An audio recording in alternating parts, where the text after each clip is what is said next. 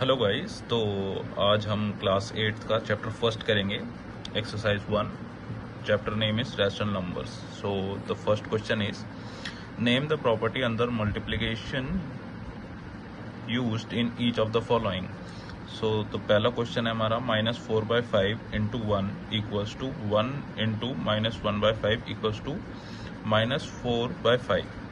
तो इसमें हम इसको समझेंगे 1, अगर हम इसको a लेट कर लें into a equals to a into 1 equals to a, तो ये कौन सी प्रॉपर्टी होती है हमारी?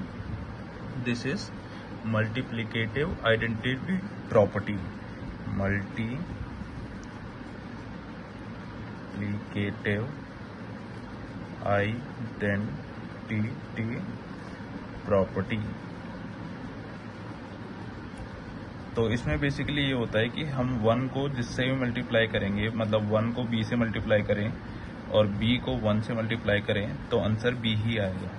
तो इसका मतलब ये होता है कि अगर हम एक को किसी भी चीज़ से मल्टीप्लाई करें तो वही आंसर आएगा। तो उस प्रॉपर्टी को कहते हैं मल्टीप्लिकेटिव आइडेंटिटी प्रॉपर्टी। ऐसे ही हम सेकंड इसका ऑप्शन देखेंगे क्वेश्चन का। तो उसमें दिया हुआ है -13/17 इंटू -2/7 इक्वल्स टू -2/7 इंटू -13/17। तो अगर हम a को b से मल्टीप्लाई करेंगे या b को a से मल्टीप्लाई करेंगे तो आंसर सेम ही आएगा। इस प्रॉपर्टी का मतलब ये होता है। तो इस प्रॉपर्टी को क्या कहते हैं हम? Commutative property. Commutative property. इसका मतलब ये होता है कि अगर हम 5 को 7 से मल्टीप्लाई करें या 7 को 5 से मल्टीप्लाई करें, आंसर हमारा 35 ही आएगा। और अगर हम थर्ड पार्ट देखें इसका, तो अगर हम इसको a मान लेते हैं और ये अगर -19/29 है, अगर हम इसको उल्टा कर देते हैं तो क्या होगा? 29 ऊपर चला जाएगा, -19 नीचे आ जाएगा। तो बेसिकली ये क्या हुआ? 1/a। तो अगर हम किसी भी चीज़ को उसके रेसिप्रोकल से मल्टीप्लाई करेंगे तो आंसर 1 आएगा। जैसे अगर हम 5 को 1/5 से मल्टीप्लाई करेंगे तो आंसर 1 आएगा। तो इस प्रॉपर्टी को क्या कहते हैं? Multiplicative inverse property. Inverse property. So guys, next question is exercise 1.1 का second question is tell what property allows you to commute this equation. So अगर हम 1/3 को a लेट करें और 6 को b लेट करें एंड 4/3 को c लेट करें तो आंसर क्या आएगा? तो अगर हम सेम इसी चीज़ को यहाँ पर देखें तो 1/3 क्या हुआ? a, 6 क्या हुआ? b और 4/3 क्या हुआ? c। तो यहाँ पे इसको मल्टीप्लाई करेंगे और हम इसको ऐसे लिख सकते हैं। तो बात हमारी सेम हो गई।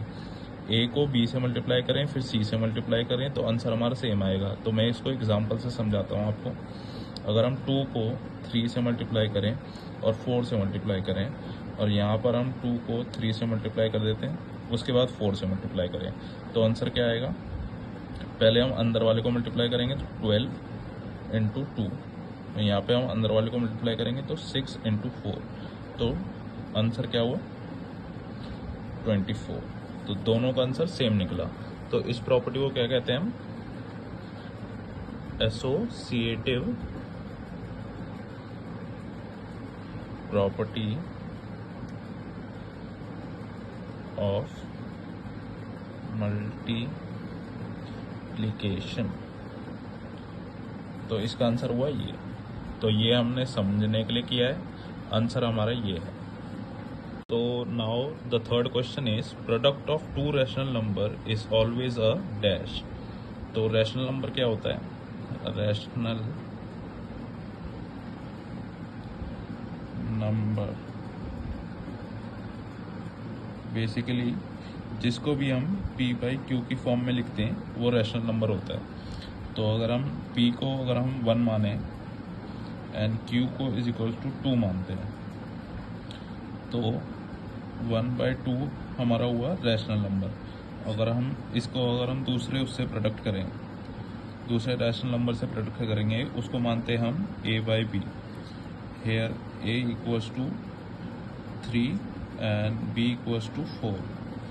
तो अगर हम यहाँ पर देखें p/q इक्वल्स टू 1/2 और a/b इक्वल्स टू 3/4। तो 1/2 into 3/4 equals to 3/8 which is also a rational number. तो यहाँ पे क्या आंसर होगा?